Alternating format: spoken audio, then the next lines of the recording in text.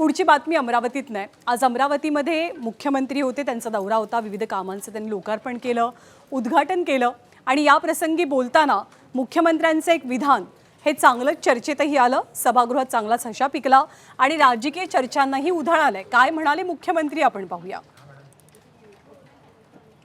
Advocate विजय बोथरांना एकच विषय विचारायचा आहे की मला असं समजलं की दरवेळेस निवडणुका अविरोध होतात आणि 21 वर्ष तेच या ठिकाणी अध्यक्ष आहेत, तर हे आम्हालाही समजावून सांगा।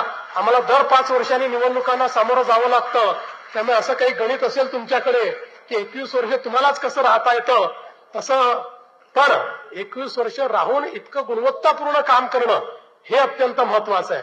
नाहीतर लगेच आमचे माध्यमांचे लोक आता फडणवीसांना 21 वर्ष मुख्यमंत्री राहण्याचे वेध लागले वगैरे असं चालू करतील।